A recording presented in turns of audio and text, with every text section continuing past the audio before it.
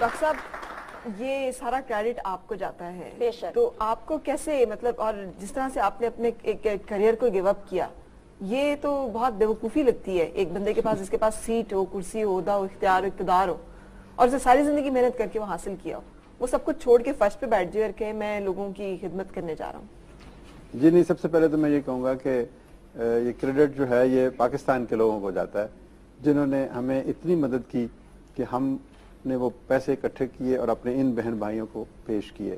یہ صرف اللہ کی مہربانی ہے کیونکہ کارخانہ قدرت میں کوئی چیز اس کے حکم کے بغیر نہیں ہوتی. تو ود آل ہیوملٹی میں جو کریڈٹ ہے وہ پاکستان کے لوگوں کو ہی دیتا ہوں. خیال کیسے آیا احساس پیدا ہونا بھی بس تو بڑی یہ بات اس کے پیچھے بہت سی کہانیاں ہیں. میں جب چنیوٹ میں اسسٹنٹ کمشنر تھا تو کچھ واقعات وہاں پر ایسے ہوئے پھر جو بعد میں کرسٹلائز ہوئے اس فارم میں. وہاں پر بھی ایک عورت مجھے ملی جس کا گھر کسی سود خور نے ہتھیا لیا تھا. تو پھر ہم نے کچھ دوستوں کے ساتھ مل کے اس کا گھر اس کو واپس لے کے دیا.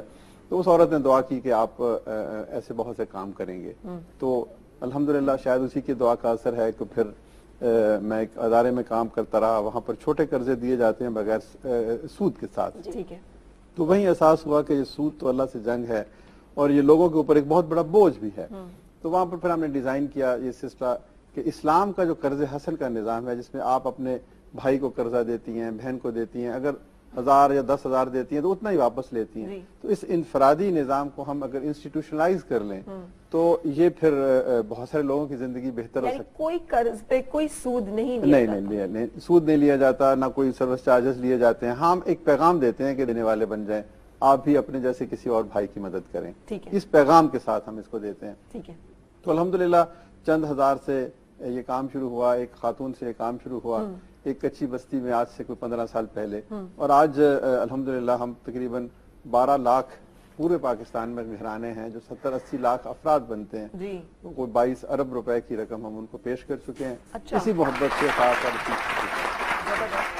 لیکن ایک چیز میں یہ کہنا چاہوں گا کہ ہمارے نزدیک اعداد و شمار کی کوئی اہمیت نہیں ہے. تو اللہ تعالیٰ نے فرمایا جس نے ایک شخص کی زندگی بچائی اس نے پوری انسانیت کو بچایا. تو اس بیوی کی جو باتیں ہیں میں ابھی بھی میرے دل میں میں سمجھتا ہوں کہ یہ ایک معجزہ ہے کہ اللہ تعالیٰ نے ہمیں یہ موقع دیا. ہمارے دوستوں نے ہمارے ساتھ تعاون کیا اور یہ ایک نہیں بہت سی ایسی کہانی. بالکل جب آپ نے خود کو سیٹ اپ کیا اور آپ چھوڑ رہے تھے اپنا سب کچھ کوئی ایک احساس اپنے بچوں کا بھی اپنے گھر والوں کا بھی تو آتا ہے نا کہ ان کو تو آسائشوں کی عادت ان کے لیے شاید میں ان کے ساتھ زیادتی کر رہا ہوں کہ میں دوسرے لوگوں کی مدد تو کروں لیکن ان کی زندگی نہ خراب ہو. نہیں ایسی نہیں ہے کوئی بات. میرے پاس میڈیکل کی ڈگری تھی میرے پاس امریکہ سے ماسٹرز ان ڈیولپمنٹ کی ڈگری تھی. مجھے اعتماد تھا کہ میں انشاءاللہ تعالیٰ ضرور آگے بڑھوں گا اور اپنے لیے بھی باعزت روزگار مجھے ملے گا. کیونکہ یہ ایک اور حدیث بھی ہم نے سن رکھی ہے کہ جس نے اللہ کے لوگوں کا کام اپنے ہاتھ میں لیا اس کے کام اللہ اپنے ہاتھ میں لے لیتا ہے. تو اس کہنے کے بعد پھر ہم اگر کچھ کام نہ کریں جو آپ کو اچھا لگے تو پھر تو یہ آپ کے اپنے ایمان کی کمزوری ہے. کوئی کمزور لمحہ اس طرح کا نہیں آیا کہ مجھے کوئی خدشہ محسوس ہوا ہو.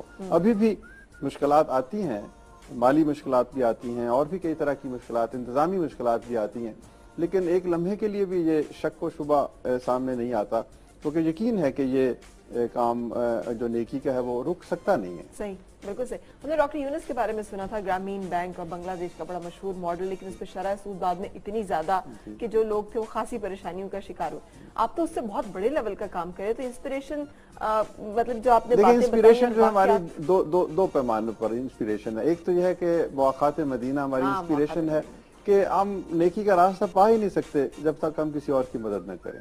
اور اس دھرتی پہ جو کچھ بھی ہے یہ رب کا ہے اور جو رب کا ہے وہ سب کا ہے. تو ہم اس کے اوپر سانپ بن کر اپنے دولت پر بیٹھ جائیں تو یہ تو انسانیت نہیں ہے. تو یہ اخوت کا جو پیغام ہے نبی پاک صلی اللہ علیہ وآلہ وسلم کا مواخات کا جو فلسفہ تھا وہ ہماری انسپریشن تھی. اور پھر ہم نے حکمت عملی کہا کہ اب غربت کے خاتمے کے لیے حکمت عملی کیا ہونی چاہیے.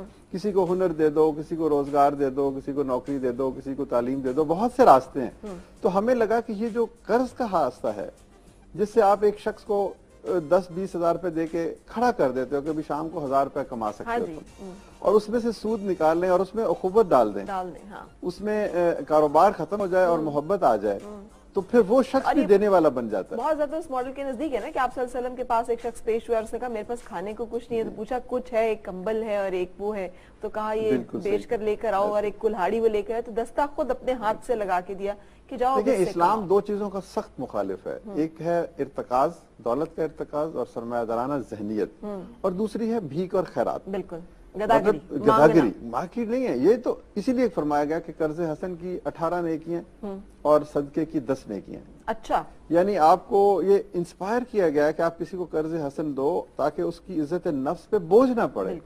تو ہم نے معاشرے میں لوگوں کو یا تو ہم نظر انداز کر دیتے ہیں یا پھر ہم انہیں بھکاری بنا دیتے ہیں. ہمیں ان کو دوست بنانا چاہیے, ان کے ساتھ رفاقت کریں, ان کے ساتھ شراکت کریں.